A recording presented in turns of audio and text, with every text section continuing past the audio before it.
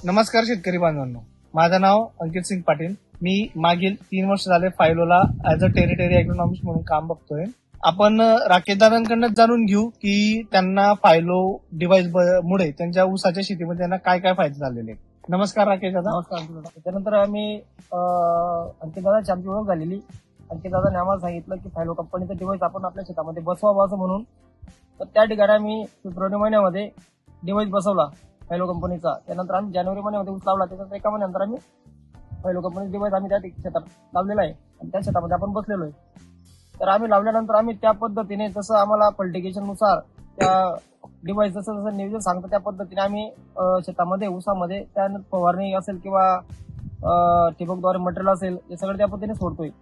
तर आम्हाला 5-6 महिन्यात असा रिझल्ट मिळतोय की आज आमचा ऊस 10 ते 12 कांडीचा ऊस आहे आणि फुटवे चांगले आहेत. आज 8-8, 9-9, 10 फुटवे आहेत एका रोपाला.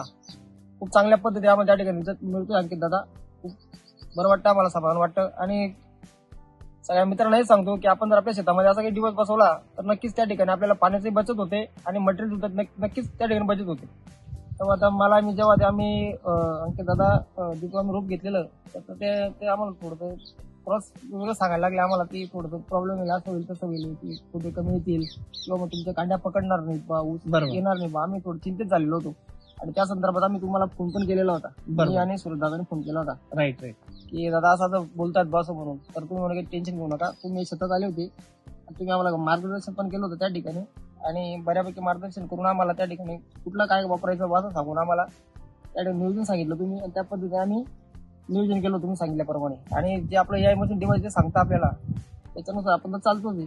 बरोबर. आणि बऱ्यापैकी आम्हाला चांगला उत्तम रिझल्ट त्या ठिकाणी मिळालेला आहे आम्हाला. जसं की राकेश दादांनी सांगितलं, सुरुवातीला यांना फुटवे न फुटत होते, बरोबर. तर पाण्याचं प्रमाण जास्त होत होतं आणि यांना हे फुटवे फुटण्यासाठी खत, ड्रेंचिंग आणि फवारणी असा सर्व मिळून जवळजवळ 18,000 रुपये एकरी खर्च सांगितला होता. बरोबर. हा, बरोबर. आणि ह्या 18,000 एकरी खर्चाला म्हणजे खूप जास्त खर्च होत होता. पण डिव्हाइसच्या पद्धतीने मशीनने सांगितल्याप्रमाणे फर्टिगेशन देणे, मशीनने सांगितल्याप्रमाणे पाणी देणे, वेळोवेळी रोगकीडची फवारणी करत घेणे, यामुळे हा यांना जो खर्च सांगितला होता या खर्चामध्ये 50% पेक्षाही त्यांना कमी खर्च आला होता. तर त्यावेळेस त्यांनी जो सगळं बेसल डोस आणि फर्टिगेशनचं यांनी कॅल्क्युलेशन केलं होतं तर त्या महिन्यामध्ये 8,000 रुपये फक्त एवढा त्यांना खर्च लागला होता. म्हणजे एका एकराला त्या सिच्युएशन मध्ये त्यांचे 10,000 रुपये वाचले होते. भरपूर फरक आहे. आता जसं मी बघितलं आमच्या शेताच्या बाजूला तिकडे एक रस्त्याला एक ऊस आहे. तिकडे आम्ही बघितलेला तर त्याला 3-3, 4-4 फूट ऊस फक्त एका ऊसाला. बरोबर. जी आपण जाडी बघतोय आज आपल्या ऊसाला तेवढी त्यांची जाडी पण आहे. आणि आज आपल्या ऊसामध्ये आज जवळपास 8-8, 9-9, 10 फुटवे. बरोबर. आज विचार करा तुम्ही एका रुपाला 8-8, 9-9, 10 फुटवे आहेत. त्याच्यानंतर आपल्या पाण्याची बचत आहे. सर्वात महत्वाचं आपलं जे ऊस लावलेलं आहे आपण ठिबकने केलेलं आहे. आज रोजी पाणी नसल्यावर सुद्धा कमी पाण्यामध्ये आपण ऊस उत्पन्न काढू शकतो. तर इतर लोक सांगतात आपल्याला खूप सारं पाणी लागतं बा, ऊसाला शेताला खूप पाणी लागतं बा. पण तसं काहीच नाही. या बसवल्यानंतर मशीन बसवल्यानंतर जसं ते मशीन सांगतं त्या पद्धतीने आपण शेतामध्ये पाणी वापरतोय.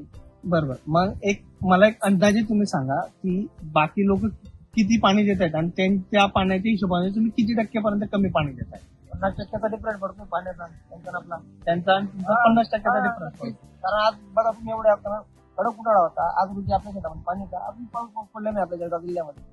तरी सुद्धा आज चांगल्या पद्धतीने चांगल्या क्वालिटीने ऊस आहे आपल्याला.